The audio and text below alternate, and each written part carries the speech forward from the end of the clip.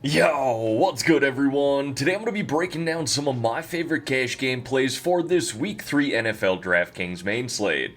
Let's dive right into it. And like we always do here in these videos, I'm going to give you a high-level overview of some of my favorite cash game plays here with my cheat sheet. But don't forget, I am running that free Discord channel as well. You can see it mentioned above, where I will be discussing this slate further. I'm also doing an NFL jersey giveaway in my Discord right now. If you want to join that, the winner will be announced this Sunday during the Sunday Night Football game. With that being said, let's dive into the cash game quarterbacks that I like for this week. And I have 3 mentioned on the spreadsheet here. 2 starters, 1 honorable mention, but honestly, I could have put Sam Darnold in that mix as well at $5,500. Like him more on the tournament side of things, but if you are looking to save some money, or you need to even save $100 off of Geno Smith, I do think Sam Darnold's in play. But my top 2 plays here are Kyler Murray and Geno Smith. Kyler's looked really good here in his first 2 games, and I love that game environment this weekend between them and the Lions. He's someone who brings that rushing upside that we're looking for out of our cash game quarterback. And now the weapons that he's got with Marvin Harrison and Trey McBride,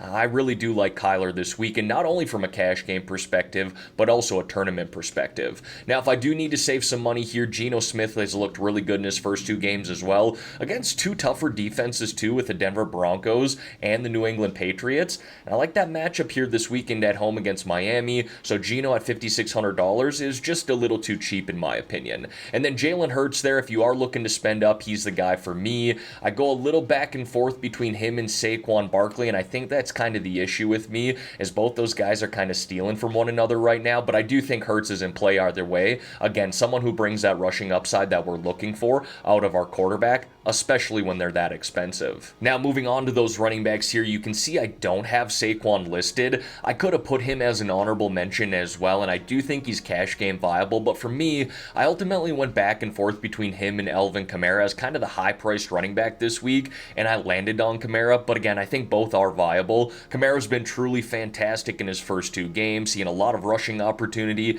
and involved in the passing game, and that Eagles rushing defense has not been very good through 2 weeks. Jordan Mason is probably a lock in my cash lineup this week for the 49ers, especially with Deebo Samuel going to be missing this week.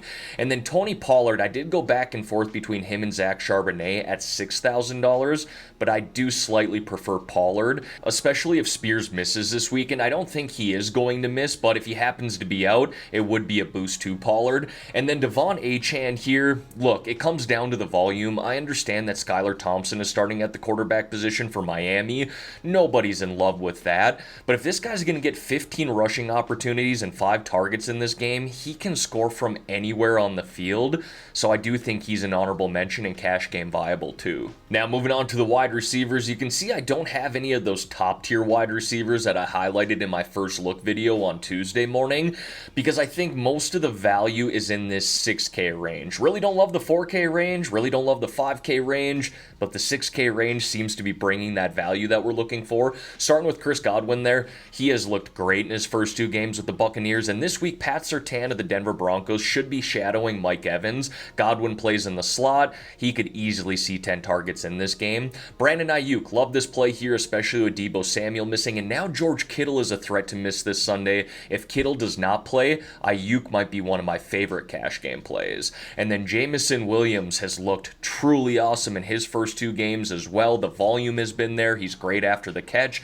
and again, just really like that game environment in general between them and the Cardinals. Got 2 honorable mentions there as well. I already talked about Jalen Hurts and Saquon Barkley. Devontae Smith is the top wide receiver in this offense with A.J. Brown out. He should see 10 targets in that game as well, so at $6,900, I like the value there. And then Jawan Jennings will get a major boost in my opinion, again, if George Kittle does not play this week, so if we're looking to save some money, he's a guy that stuck out to me. And then we got the tight ends here, per usual, a pretty gross position. I was really looking forward to playing Kittle this week, considering that Deebo Samuel was going to be out, but now he's got a hamstring injury, did not practice on Thursday, so Jake Ferguson here stuck out to me at $4,500. Yes, he's coming back from the knee injury, but if he is a full go, that price is way too cheap in my opinion.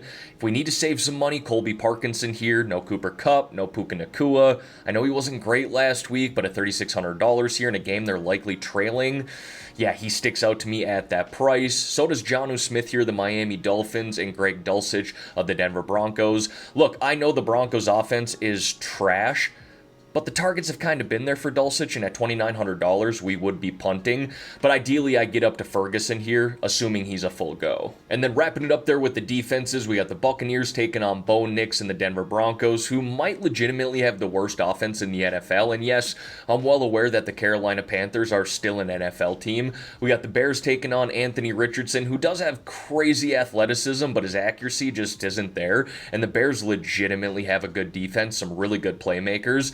And then the Titans, I put them as an honorable mention. It sounds like Jordan Love could play for the Packers this weekend. If he does play, really don't like the Titans at that price. But if it's Malik Willis playing for the Packers at the quarterback position, I do like the Titans there at that price. Alright everyone, that is going to wrap up this video here for today. As always, thank y'all for taking the time out of your day to watch the content here on this channel. If you could like this video and subscribe to the channel, I would greatly appreciate that. Let's have ourselves a great weekend here, folks. Let's win some money on this Week 3 main slate. And in the meantime, I'm out of here.